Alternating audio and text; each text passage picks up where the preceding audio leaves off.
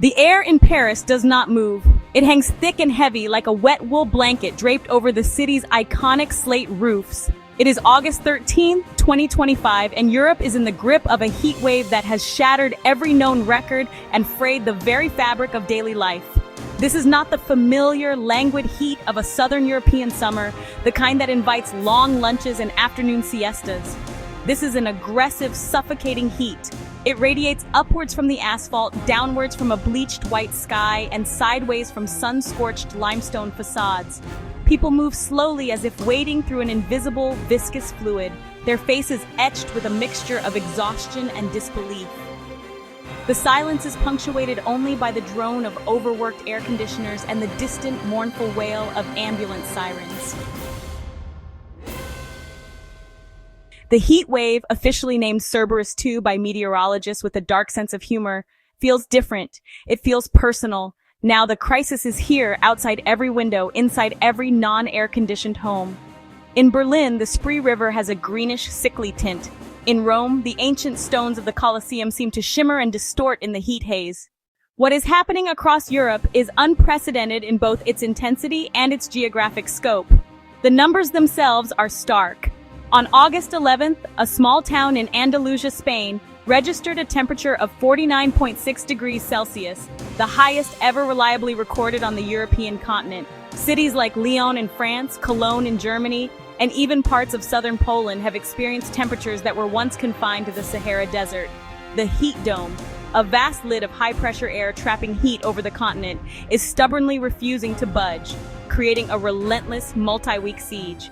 In many major cities from Milan to Munich, nighttime temperatures are not dropping below 30 degrees Celsius. This is a critical threshold. Buildings absorb heat all day and then continue to radiate it all night, turning apartments into convection ovens. Major rivers like the Rhine, the Danube, and the Po are at critically low levels, disrupting shipping, threatening ecosystems, and jeopardizing the water supply for millions. The Alps, Europe's iconic mountain range, are experiencing accelerated glacier melt at an alarming rate. The permafrost that holds mountainsides together is thawing, leading to an increase in rockfalls and landslides. Meteorologists point to a confluence of factors. A stubbornly persistent high-pressure system is the immediate cause, but it is supercharged by anomalously warm sea surface temperatures in the North Atlantic and the Mediterranean. These warm waters act like a fuel source, feeding more heat and moisture into the atmosphere, which in turn strengthens the heat dome. It is a vicious feedback loop. This is not a random act of nature. It is the predictable consequence of a planet that has been steadily warming for decades. In a fourth-floor apartment in Seville, Spain, Elena, an 82-year-old widow, has not left her home in 10 days. The street is like a furnace, she says over the phone, her voice thin and raspy. My son brings me food and water, but he tells me not to open the door for long. The hot air comes in like a monster. She spends her days in a darkened room with wet towels draped over her head, a small fan pushing the hot air around. Further north, on a farm in the Burgundy region of France, Jean-Luc surveys his vineyard with a look of despair. The grapevines are withered, their leaves scorched brown and brittle. The grapes themselves, once plump and full of promise for the autumn harvest, are now small, shriveled raisins baking on the vine. This is not a bad year, he says, kicking at the dry, cracked soil. This is the end of a year, the end of my year. We have had droughts before, but this is a killer. In the bustling city of Krakow, Poland, a place once known for its mild summers, a young paramedic named Tomasz describes the relentless pressure. Every call is heat-related, he explains during a rare break.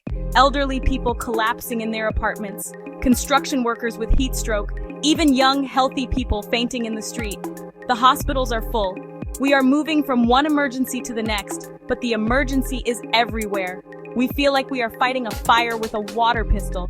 Even in a coastal village in Cornwall, England, a place typically associated with cool sea breezes, the heat is inescapable. Sarah, a local cafe owner, had to close her business for 3 days. The refrigerators couldn't cope, she says. They were running constantly, but the kitchen was still over 40 degrees. It was unsafe for my staff. People come here to escape the heat, but this year, there is no escape. The beaches, usually packed on a sunny day, are eerily empty during the peak afternoon hours. The heat wave is exposing the profound fragility of the systems that underpin modern European society. The most immediate impact is on public health. Emergency services are stretched to their breaking point, with response times lengthening as the volume of calls overwhelms capacity. The elderly, young children, and those with pre-existing health conditions are the most vulnerable. But the sheer intensity and duration of the heat are affecting even the young and healthy. In the United Kingdom and Germany, railway companies have been forced to cancel services and impose speed restrictions as steel tracks warp and buckle in the extreme heat. Power grids are under immense strain as demand for air conditioning skyrockets. In several regions in Italy and Greece, rolling blackouts have been implemented to prevent a total grid collapse, leaving residents without power for fans or refrigeration when they need them most. The internet has slowed down in some areas as data centers, which generate immense heat themselves, struggle to stay cool. Airports have reported issues with tarmac melting, and some airlines have had to reduce passenger loads because hotter, less dense air makes it harder for planes to take off. Supply chains are faltering as truck drivers are forced to take longer breaks and avoid driving during the hottest parts of the day. The tinder dry conditions have ignited catastrophic wildfires, particularly in Greece, Portugal, and the French Riviera. Firefighting crews, many of whom are volunteers, are exhausted, working around the clock in hellish conditions. At the same time, the continent's water resources are dwindling. Water restrictions are in place in many parts of France, Spain, and Italy. It is impossible to view the 2025 heat wave in isolation. It is honestly a direct and terrifying manifestation of a rapidly changing global climate. A warmer baseline temperature means that natural heat waves start from a higher launch pad, making them more frequent, more intense, and, well, longer lasting. Think of it like loading the dice. A roll of a 6 representing a record-breaking heat wave used to be rare. By adding more heat into the atmosphere, we are changing the dice, making it more likely to land on a 6 again and again. Scientists conducting rapid attribution studies have already concluded that the 2025 heat wave would have been virtually impossible without the influence of human-caused climate change. Climate models have long predicted that the Mediterranean region would become a hotspot for climate change, facing severe desertification and water stress. This heat wave shows that this process is, well underway. The jet stream, a high-altitude river of air that shapes weather patterns in the northern hemisphere, is also behaving erratically. Some research suggests that a warming Arctic may be causing the jet stream to become weaker and more wavy, leading to weather systems, like the current heat dome, becoming stuck in place for extended periods. We are not just experiencing heat, we are experiencing a fundamental disruption of the stable weather patterns that have governed Europe for centuries. The climate is sending an unambiguous message, and it is written in a language that everyone can understand. The system is breaking. In the face of this unprecedented crisis, governments and communities are scrambling to mount a response. At the national and municipal levels, emergency plans have been activated. In cities like Paris and Madrid, authorities have set up hundreds of public cooling centers in air-conditioned schools, libraries, and community halls, providing a refuge for those without a cool home. Public fountains have been left running around the clock, and temporary misting stations have been installed in major squares. Local communities have also stepped up, demonstrating remarkable resilience and solidarity. Neighborhood volunteer groups have organized to deliver water and groceries to elderly residents. In many apartment buildings, people are sharing air-conditioned rooms. Religious institutions and NGOs have opened their doors to offer shelter and support. Social media is being used to disseminate information, from maps of cooling centers to tips for staying cool. Emergency services are performing heroically under immense strain. Firefighters from across the European Union have been deployed to the worst-hit wildfire zones, a testament to cross-border cooperation. Paramedics and healthcare workers are working extended shifts in grueling conditions. Public transport authorities are offering free travel to designated cooling centers. These efforts are saving lives. There is also a growing recognition of longer-term solutions. Urban planners are being consulted on how to make cities more resilient to heat. Discussions about large-scale projects are gaining traction, such as painting roofs white, planting millions more trees, and replacing heat-absorbing asphalt. The immediate response is about survival, but Europe must fundamentally redesign its cities to cope with a hotter future. Despite the heroic efforts, the response to the 2025 heat wave has been fraught with challenges and has exposed significant failures. The scale and intensity of the crisis have simply overwhelmed the capacity of many systems. Cooling centers, while well-intentioned, are often insufficient in number and inaccessible for those with mobility issues. The information campaigns, while widespread, are not reaching everyone. Migrant communities, those who do not speak the local language, and the homeless remain particularly vulnerable and difficult to reach. The continent's infrastructure, designed for a bygone climate, represents a systemic failure. The reliance on centralized power grids has been shown to be a major vulnerability, with blackouts having devastating consequences. Most critically, the building codes across much of Europe have not prioritized thermal efficiency or passive cooling. The result is a housing stock that acts as a heat trap. These are not unforeseen problems. They are the result of decades of insufficient planning and a collective failure to take the threat of climate change seriously enough. In some cases, political squabbling and bureaucratic inertia have hampered the response. The focus has been reactive, dealing with the emergency as it happens, rather than proactive.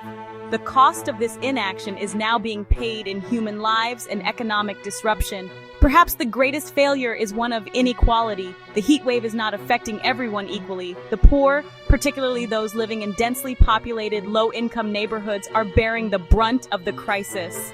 Outdoor workers, such as those in construction, agriculture, and delivery services, are being forced to choose between their health and their livelihood. This climate gap is a stark reminder that the impacts of climate change are not just an environmental issue, but a profound social justice issue. The heat wave has thrown this inequality into sharp, unforgiving relief. The brutal lessons of the 2025 heat wave must be translated into a concrete blueprint for Europe's survival in a hotter world. This cannot be a matter of small tweaks and minor adjustments. The first priority must be a massive continent-wide program of urban retrofitting. This means mandating high standards of insulation for all new and existing buildings, not just for winter warmth, but for summer cooling. Secondly, Europe must invest heavily in a green and blue infrastructure. This means embarking on an ambitious tree planting campaign on a scale not seen for generations. For energy, the crisis underscores the urgent need to accelerate the transition to decentralized renewable sources. Rooftop solar panels, for example, not only generate clean energy, but can also provide shade for buildings. Finally, social resilience must be built alongside physical resilience. This means strengthening community networks and funding the volunteer groups that proved so vital during the crisis. And it means ensuring that all these adaptation measures are implemented with equity at their core, prioritizing the most vulnerable communities first. Survival cannot be a luxury. The suffocating heat of August 2025 will eventually subside, but the memory of it will not. The future of Europe is not pre-written. It is a choice. One path is to return to business as usual, patching up the damage and hoping the next crisis is not as bad. This is the path to recurring disaster. The other path is one of profound transformation. This transformation must happen at every level, from individual choices to continental policy. Every citizen has a role to play. It means participating in community resilience efforts, conserving water and energy, and advocating for policies that protect both people and the planet. It means holding leaders accountable not just for their words on climate change, but for their actions. The choice is not between a costly transformation and a comfortable status quo. The choice is between a planned, managed transition and a chaotic, forced retreat in the face of escalating disasters. The 2025 heat wave is a wound, but it can also be a catalyst. It has stripped away any remaining illusions about climate security and laid bare the continent's vulnerabilities.